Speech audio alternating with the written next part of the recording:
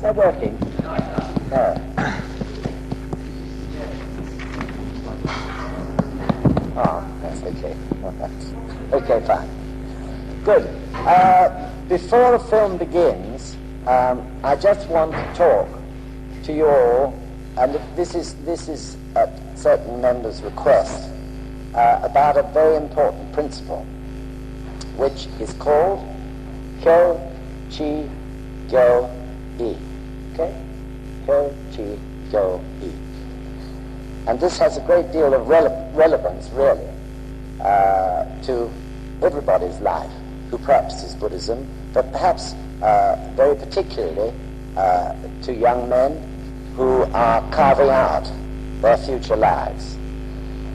So, you know, this morning I was talking about the heavy coat of experiences that in this day and age young people have to carry because of the nature of our society.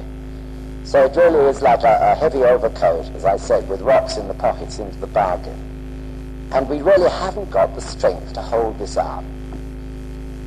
And because we feel we haven't got the strength to face the reality of all those experiences and the weight of this coat, usually I think the first thing people do before they start practicing, but sometimes a little bit after they start practicing, is to try to find a prop.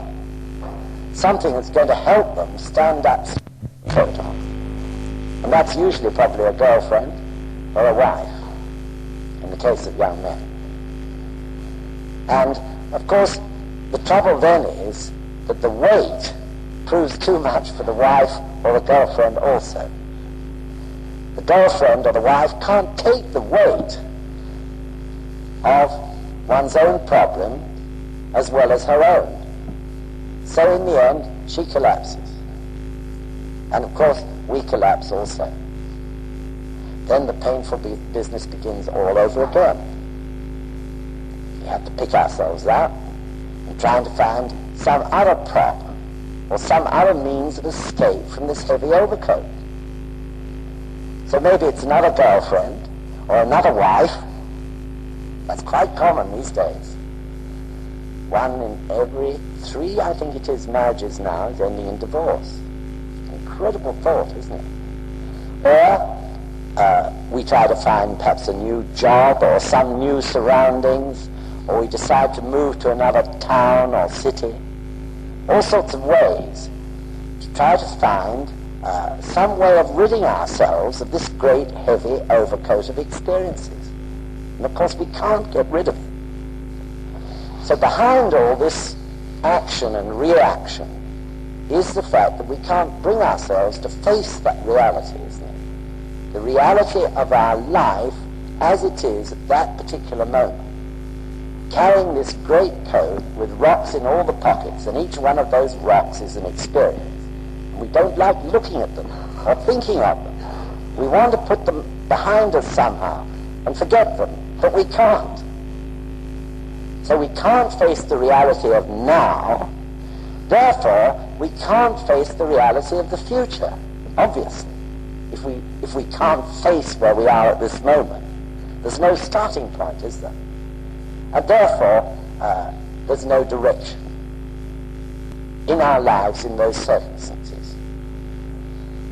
So as a result of that, though we may have had secret, as it were, dreams and hopes, we lose them.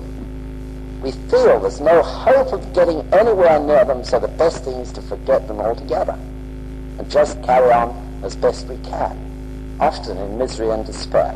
This is really the life of many young people who haven't got the Behonsen. And as I say, sometimes even with the Behonsen, we still fall into that same trap. But with the Behonsen, we have this incredible principle waiting for us to use it. KYO-CHI-GYO-I. So Kyo, if you can read it, is the ultimate aim. The ultimate aim of our lives in each of its various aspects. The ultimate aim that we wish to achieve in our family life, the ultimate aim in our working life, the ultimate aim in our social life, and the ultimate aim in our life of Buddhist activities as well. And then Chi is you or me, with the wisdom of the Causton, right? And then Yo is the action we need to take to achieve the ultimate aim, Kyo. And E is the position or status which we need to take up, the contacts we need to make, or the position we need to hold in order to reach the ultimate aim. Okay? So that is the description or explanation in a simple way of this KYO-CHI-GYO-I. But of course, we then have to put it to work. So really, what is lying behind this principle is that our thinking minds block wisdom. If we think and think and think and think and worry and feel more and more anxious and intense about our lives and our problems, all that thinking totally closes off the fountain of wisdom, if you like, which exists deep in our life. Stands to reason, doesn't it? Because we're using our shallow minds. We're not opening up our lives in any way so that the wisdom can flow. So behind this principle is the fact that you don't want to think, worry, what you're going to do tomorrow and the next day. Of course we have to think and plan a bit, but not endlessly absorbed with how to do things. So what Buddhism is saying is, if you would courageously bring out your secret hopes and dreams and plant them in front of the Causton, with the power of the Causton, you'll get there. So those secret hopes and dreams, perhaps secret is a silly word to use, but what you really hope for your life is what Kyo means. I used to call it, and sometimes do still, like my golden vision. So your golden vision of the future is something quite misty in a way. It's not necessarily crystal clear. Sometimes it is. But sometimes it's something quite generalized. I want, a job in maybe that particular field, and it's got to fulfill me. I've got to love doing it. And I've got to prove the power of the Causton in that job. Maybe it's as general as that. Or I want a really wonderful wife, with a good heart, who can be really my mate for my life, my mate for Causton. And I certainly want a couple of children by her. That's my vision, with a nice house, somewhere warm where people can feel welcome, and where my children can grow up happily. As general as that. Or I want to do something in society. I really must achieve something in my community to make it a better place to live in. Or in the case of Causton, I want my district, really to become a chapter within the next so long. Or I want to be able to hold district meetings in my house. Or I really want to make the VCGs great, or the Young Men's Division fantastic. I want a shokabuku. These sort of things, right? Very generalized, but they cover each area of your life. And they form altogether your kyo, your ultimate aim. Now what Buddhism is then saying is, since Chi is you practicing to the Causton, with the wisdom of the Buddha state being activated in your life every day through your regular practice, by the very nature of the power of that practice, or the power of Nam-myoho Renge-kyo, you will, step by step, achieve your kyo without fail, provided you keep that kyo living in your life. That's why I call it a golden vision. Because even though I was occupied in all sorts of different day-to-day things, I did have, and I have to this very day, a golden vision of what I'm going to achieve in the future. In my case, before I die. In your case, maybe by the time you're 40, or 50, or whatever. So because of the difficulties and sufferings of life, it's very difficult for some people to look at the future even. But with the Gohonzon you can, and with the Gohonzon you should, and with the Gohonzon you must, if you're really going to fulfill your whole life. So at the AGM this year, we're going to ask everybody to write 20-year determinations. Determinations of what people want to achieve by the year 2001. These will be put under the books down at Richmond, and then eventually, 20 years' time, you'll be able to take them out and see how much you've done. We did this in 1975 for 10 years. So 1985, all the members of 1975 will be taking out their determinations from the envelopes where they've been stored under the book stand, and they'll see. I know one member who told me that after 3 years, everything they'd written on the list was completed anyway. But this isn't just a stupid exercise for the sake of it. It's to help people to establish their KYO. Because until you establish your KYO, your life will have no momentum, no direction. Therefore it can't advance. So it's an incredibly important thing, this. Now then Buddhism goes on to say that if you establish your KYO strongly in each area of your life, and if you practice regularly and strongly to the Gohonzon, which is Chi, your wisdom will then flow. And you don't have to worry about Gyo and E. So 90% of the people of the world are worrying all the time about Gyo and E. What should I do tomorrow? Should I have done that today? Or should I do it tomorrow? Should I get to know that person? Shall I, make friends with the manager so that I can become his assistant? All these tactics we spend our time thinking about. But our mind does not understand the future. Our mind has no conception about what tomorrow is going to be like, let alone what 1 year ahead's going to be like. On the other hand, our Buddha state knows the future completely. Past, present, and future are one, right? So the Chi, you with the wisdom of the Gohonzon, the wisdom of the Gohonzon knows the future.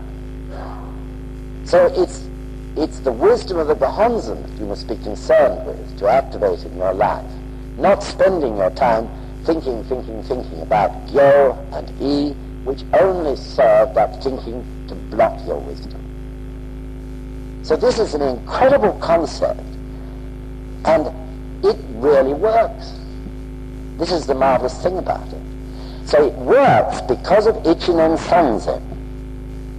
Ichinen Sanzen, remember, means the 3,000 worlds in a moment of existence. In every moment of your life, that life of yours is expressing itself in 3,000 incredibly powerful ways. Whatever is in your Ichinen, that is to say, in your determination or in the center of your life, will be expressed in those 3,000 different ways. So if your golden vision is living in your Ichinen, then that will be expressing itself in 3,000 different ways every 24 hours of every day, in countless ways that you can't even see. Little tiny actions, some of them. Yet those tiny actions are not a millimeter forward to your KYO. Other actions, which of course you can see consciously, realize that's taking you a step on towards it. But in all those different ways, your life will be working towards your ultimate aim, your KYO, or your golden vision. So this is really an amazing concept. And of course, once you understand it and get used to using the Causton in this way, it gives you freedom. No longer are you bound by that intense worry and absorption with your own problems. So of course on the way you have to struggle. Inevitably you get obstacles, difficulties, problems. But as long as through those obstacles and difficulties and problems you keep that Kyo living in your life. How to keep it? Well, it's up to you. Probably the best way to establish your golden vision, your Kyo, is through putting it in the fourth prayer, where you can give personal prayers every single day in Gongyo, until that Kyo becomes part of your life. Other people may make sure to chant about it. Other people may do both. But the whole purpose of that is to place it in the center of your life and keep it there. Then every Daimoku you chant and every action you take will in fact, though you don't realize it, be leading towards the achievement of that ultimate aim.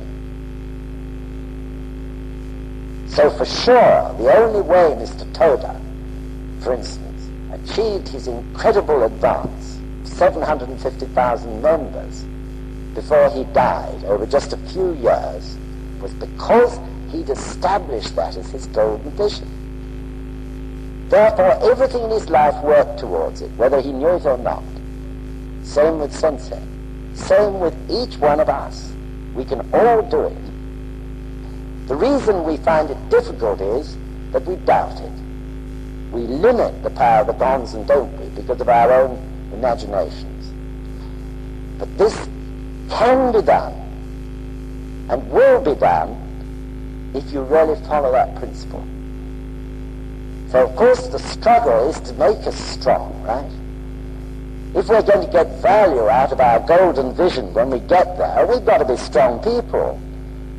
If we're weak and wishy-washy, probably that beautiful wife, will leave us. We've got to become strong. If we get the business and the work that we want, unless we have inner strength, we can't run it properly. So we waste the benefit. So the struggles are bound to come. In the Dosho, there's that famous line, iron when heated in the flames and pounded becomes a fine sword. Wise men and saints are tested by abuse. So just like the making of a sword, of a fine steel blade, we have to be hammered. And what's more, hammered while that iron is hot. That's what makes us strong. That's what the purpose of these difficulties and sufferings are. So certainly, as young men, we should determine, to fight our way through all these difficulties, keeping the golden vision of our Kyo strongly in the center of our lives, really trying hard never to waver. Then each one of us, our inner lives, will really shine like steel. That's how strong we can become. Then, of course, we can hold up that heavy greatcoat, and we can use all those rocks and take them out to help us guide and help other people to do the same thing. So this principle is incredible and great, and it really works. So I've asked Peter to give his experience of using this principle in his own life. Thank you. Well, the first time I met this principle of KYO-CHI-GYO-I was on a winter course in the south of France at Tretz. It was 1977, January the 2nd, 1977. And this course had been a particularly difficult one for me, mainly because from the day we arrived, which was 5 days before, as soon as the boot stand was open, I fell asleep. And this happened every single time. I mean, it didn't matter if I was really full of energy. As soon as the boot stand was open, fell asleep. And obviously I was getting rather upset about it by the 5th day. And I was really beginning to feel very tired because I was getting no life force, because I wasn't revitalizing my life force. And I was becoming very desperate.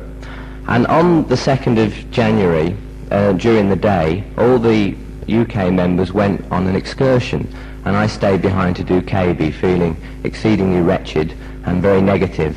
Then all of a sudden at lunchtime, a coach full of Belgian members arrived, and they'd driven 16 hours just to come down to the Tret Centre to do New Year's Gongyo and to chant for 2 hours, and then to drive all the way back again. And I was so moved by their spirit that I made a fresh determination, and I chanted the 2 hours with them. And at first I started to go to sleep again, but I fought through it this time, and I began to see what was going on. During the past week, I'd felt that the Gohonzon was trying to tell me something.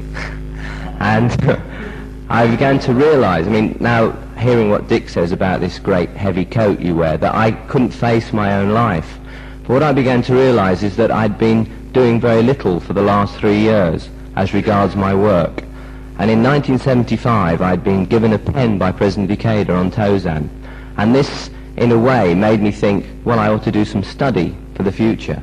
And this fell into line with my own feelings of leaving school at just over 15, a year before doing O-levels. I left because everybody told me that there was no point in staying on because I wouldn't get the O-levels anyway. But I always believed I could get some form of education for myself. So having received this pen from Sensei, I'd sort of made a determination to study, and I'd tried 3 years in a row, and I'd given up 3 years in a row. And even I got as far as going to take 2 O-levels, and I'd actually set the day for the exams. I'd got the day off from work, and I rolled up on the Thursday, and the exams took place on the Tuesday. So I blew it that time as well. So after chanting these 2 hours with the Belgian members, the UK members came back, and funnily enough, I was having guidance with Dick that evening at 5 o'clock, and at 7 o'clock, and at 12 o'clock we were still talking. It turned out to be about 5 hours of guidance in all. And we discussed a lot about work. I'd had 28 jobs up to that time, so I wasn't very enthusiastic at the possibility of ever finding a work kyo, a work objective. And he told me of this principle of KYO-CHI-GYO-I, and he said, as he's explained, that you have to establish your objective very strongly in your life. Well, I thought, well, that's all well and good, but what if you don't know what your objective is? So he said, well, you must chant for your work kyo. You must chant for your work objective. You definitely have one, and you can bring it out through your practice. And I didn't believe him. I remember all the time he was saying, I thought, oh no, I've tried 28 different things, it's not possible. So anyway, I thought I'd give it a try, and I started chanting for my work kyo, which is a very difficult thing to chant for. It's so sort of nebulous. You're basing it thinking with my mind again, I was thinking, well, yeah, I've got a work kyo in there somewhere, and if I chant about it, then I should be able to discover it. So it was all very nebulous. It wasn't like chanting for something definite. And as soon as I started chanting, I got these thoughts coming up about working with the sea. Because before coming to London, I'd worked as a diver in the Caribbean, and I had this sort of great love for the sea, and I'd worked quite a lot with it in the past. But I just pushed those thoughts out of my head. I thought, well, I want to stay in London, and there's no sea in London, so it's not possible for me to work in the sea in London. So I just cut them off. And I continued to chant about my work kyo, and gradually I started to lose my determination. And I was working in swimming pools, sort of small sea really, isn't it? And I decided I'd carry on working in swimming pools and maybe become a supervisor and maybe become a manager, and that would be fine, you know. As long as I could do activities, I was happy. Then in October of that year, we had a young men's meeting in the Mendip Hills near Bristol. And during that weekend, the problems of establishing kyos came up again, and I realized that I hadn't done very much in that line. So I made a fresh determination to find my work kyo. And I went back to London, I started chanting about my work kyo, and again all these desires came up to work with the sea. But this time I didn't push them away, I let them grow and develop. And at the same time, in the house I was living was an old friend who was trying to get into university to do medicine. And he was writing off for all sorts of university prospectuses. And he got one for University College North Wales, Bangor, which is a very, very famous university for marine biology. And he read the course out to me, and of course I thought, that sounds really nice, but he said, well, why don't you try and do that, something like that? And I said, well, you must be mad. I've got no O-levels, no A-levels. How do you expect me to get to university? And he said, but anyway, you can try. Ring them up and ask. And at that moment, there was like this little spark lit up inside my life. And I chanted that night about it, and this spark grew into a flame. And even then, I knew that this was the right direction I was taking. So the next day we rang them up, and they said, well, yeah, we like to have 1 or 2 mature students on the course.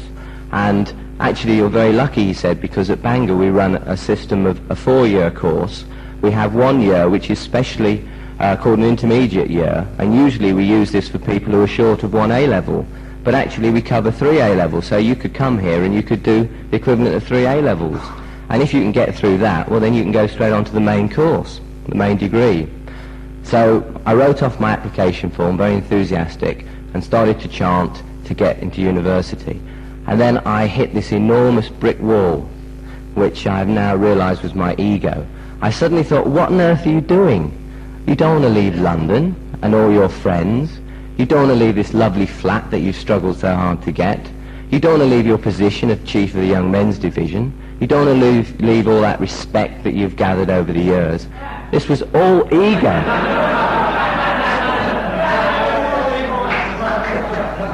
Well, you see, I didn't understand the realities then. So it was like all ego. But I couldn't see it as that, and eventually I decided, well, this is too much for me to challenge. I'll just have to chant for the best thing to happen, you know, like real weak attitude, and accept what's best. And this carried on through November and into December, and I suddenly realized if I carried on with this attitude, I'd never get the right answer, that I had to determine to go, and then I would find out whether it was right or not. So I did this, and within 3 days I got a letter from them saying, come up for an interview on the 13th of January. And I went up for 3 interviews, and on the same day they gave me the place. And on the 10th of July this year, I graduated as a marine biologist. And what is really incredible, which I completely forgot about until just recently, is that when I was 16, I was in the Torquay Sub-Aqua Club, just learning to dive. And there were 2 guys there who just passed their A-levels, and they were saying, well, we're going off to Bangor to do marine biology. And I thought, if there's one thing I want in the world, it's to do that. And without knowing it, I did it. So definitely, you know, now I'm going to establish soon I'll be starting my own business as a marine biologist in London. So definitely you can find your work, Kyo, through this principle. Thank you very much.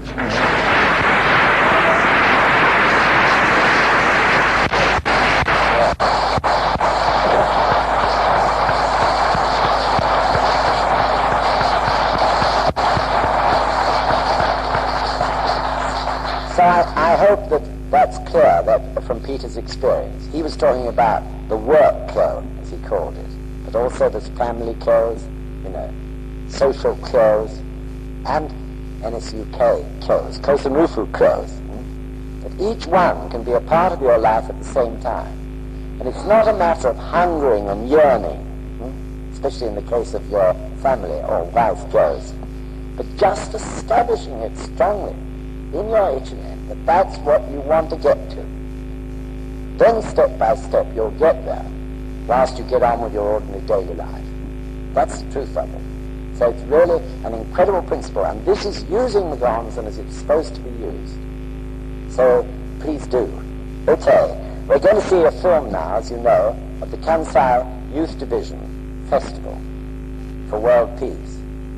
So without a shadow of doubt, this incredible performance arose out of the KYO of the Youth Division in the Kansai in Japan for world peace. This is where this incredible festival came from. It involved 100,000 members to present, and that included 10,000 new members practiced for under 1 year. So this is an amazing film. But please understand that it was achieved because of the power of the Gonzan working in every one of those people's lives. Because they had the ichinen or the KYO to achieve their golden aim, which in this case was a fairly short-term one of putting on a fantastic festival such as no one had ever seen before. Okay, so we'll see that now. Thank you very much. Thank you, Peter. Many thanks.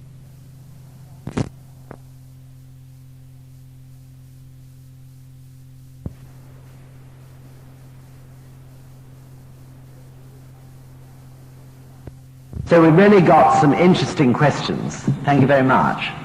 And I hope you all enjoy this session as a result. So John's going to read the questions out, and then I'll take on the answers. Right, question 1 from Robin Chalice.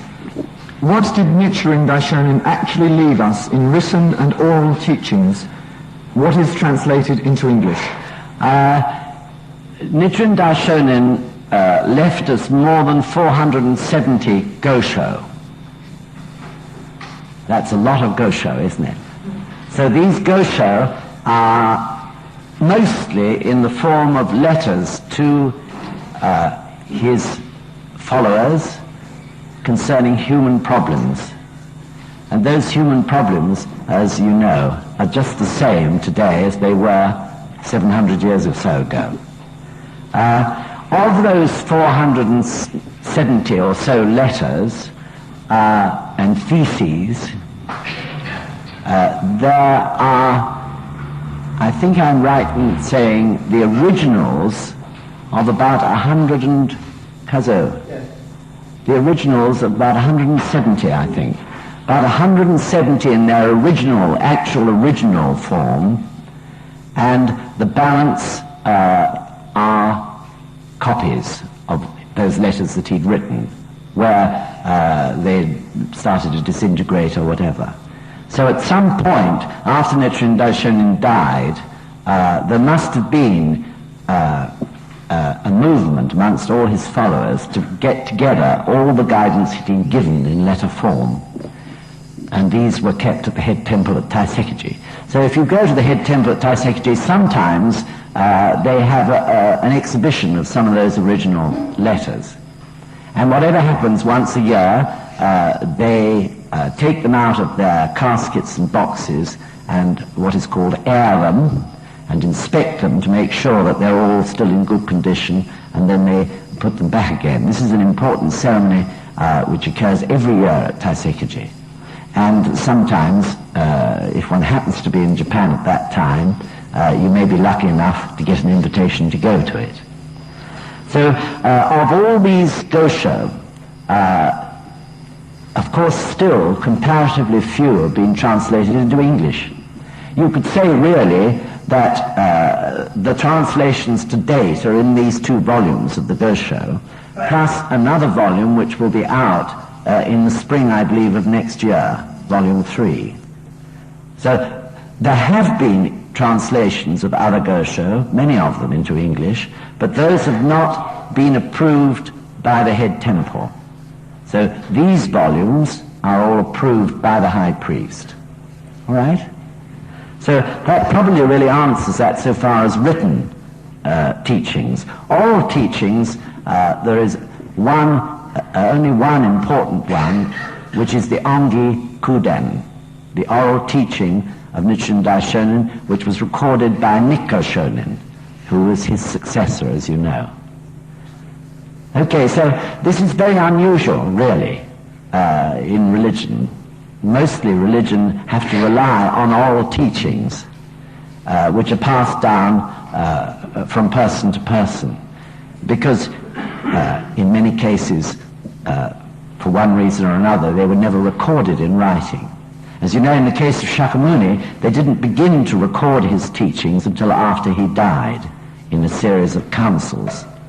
But in the case of Nichiren Daishonin, many of the gosho are extant, and others have been copied and written faithfully by people from the original document. Okay, that answer that question, all right. Right, thank you. Next one is, who were Nichiren Daishonin's major disciples, and what have they left us? I'm not quite sure what was behind that question. What have they left us? They've left us a great deal, because his major disciples were the people who received the gosho.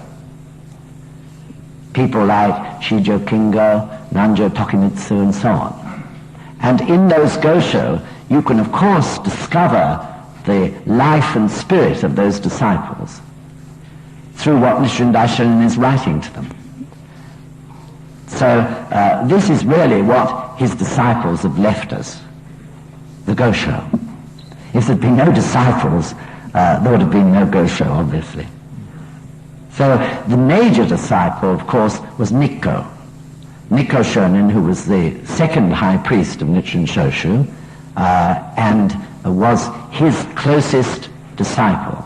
So Nikko Shonin joined Nichiren Daishonin when he was a very young fellow. And he was the only one who accompanied Nichiren Daishonin everywhere. When Nichiren Daishonin was first exiled to Izu, Nikko Shonin really had a battle to get himself to Izu in order to join his master. Likewise, Nikko Shonin went to Sado Island and shared the exile with Nichiren Daishonin. So he was the closest person to Nichiren Daishonin, and he was the successor. So there are two transfer documents for transferring the Daiga Honzon and the treasures and the teachings from Nichiren Daishonin to Nikko Shonin. These were inscribed or written by Nichiren Daishonin before he died. Okay? So there were also actually 5 other elder priests who Nichiren Daishonin appointed at various times to take various responsibilities. They were sort of senior leaders. But sadly, those priests failed in their responsibilities. And they are a classic lesson for us. The reason for their failure was that they totally lent on Nichiren Daishonin. Nikko Shonin never lent on his master. He absorbed everything that Nichiren Daishonin taught, and then he went out and did it himself. So often Nikko Shonin would disappear for a day or two when he was with Nichiren Daishonin to do shakubuku. But in the case of the other priests, the 5 elder priests, they sort of hero worshipped Nichiren Daishonin, and they basked in his protection. And when he died, they collapsed. That is to say, because of fear of persecution, they either went off and joined other sects that were not being persecuted. 1 or 2 tried to establish sects with teachings which were wishy-washy and mixing up Shakyamuni's Buddhism with Nichiren Daishonin's Buddhism. So one way or another, they all failed.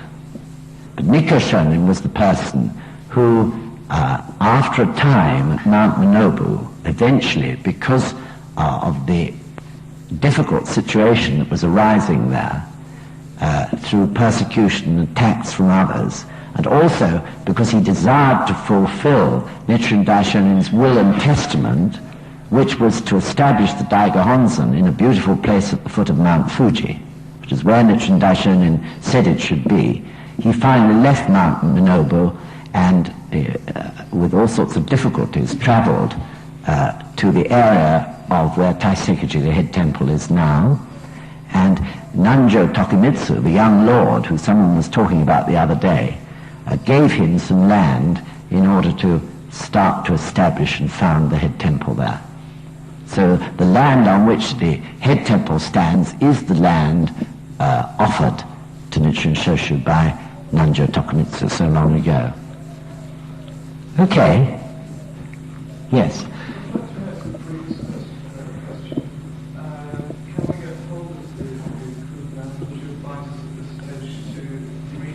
The Onrikuten has not yet been translated officially into English. So of course it's available in Japanese. But you can be sure that these goshos are being translated in cooperation between the head temple and the Soka Gakkai in the rhythm and wisdom of the Gonzen.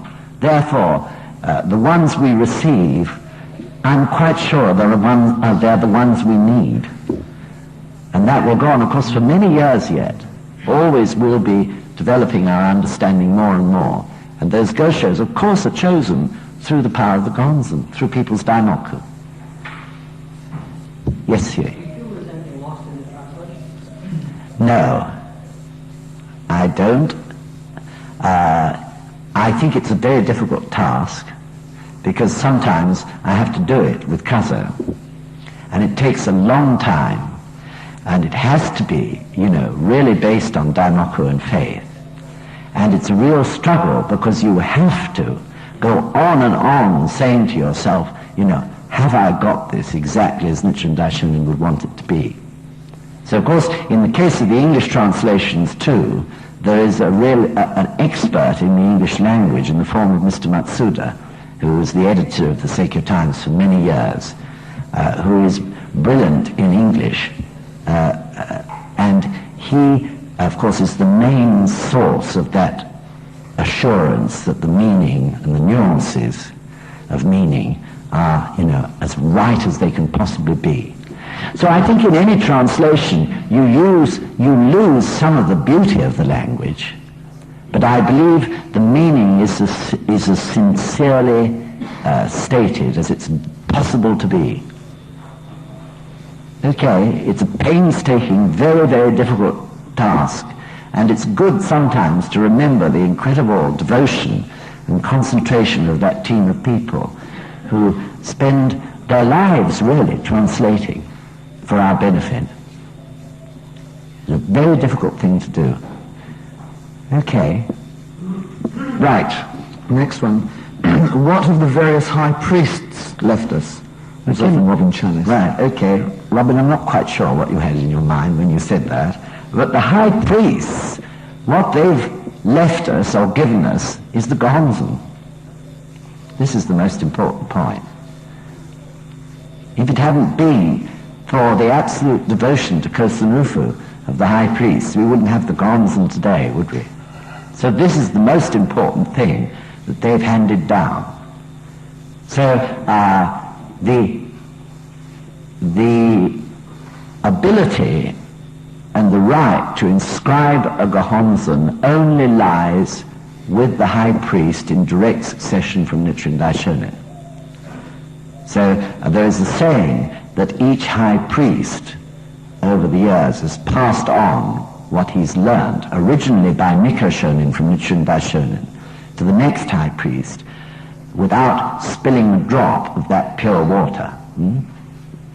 So each high priest is named by his predecessor before the predecessor dies. You may say, well, how does he know he's going to die?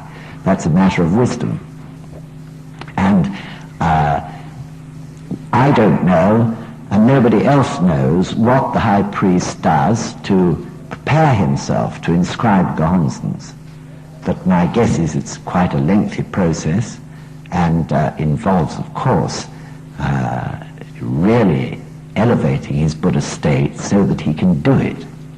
The fact is, of course, that we find our Gohonzons work. That's the important point.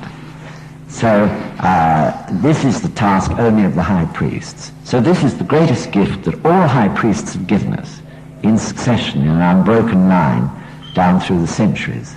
One might say also, on a broader scale than a personal one, that the high priests, in conducting Ushitora Gongyo in the middle of the night for 700 years without ever a single break for Kosen-Rufu of the world, have given us something there as well.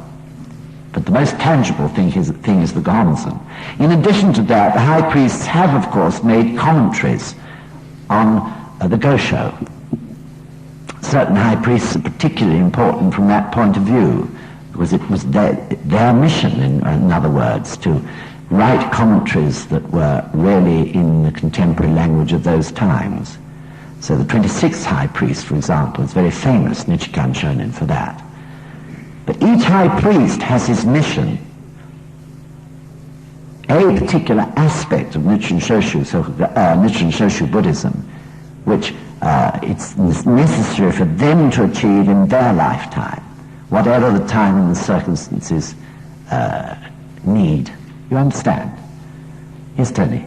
Why are the Gohonsons so different from why?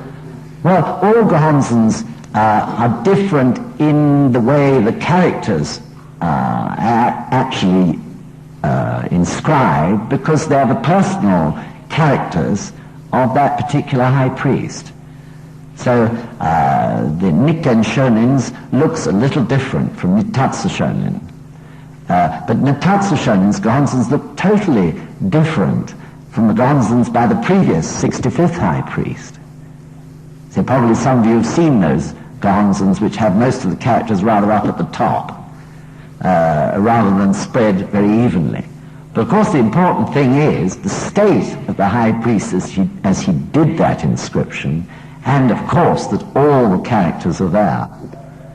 Do you feel there's any significance in the change from different inscriptions, the difference in the characters?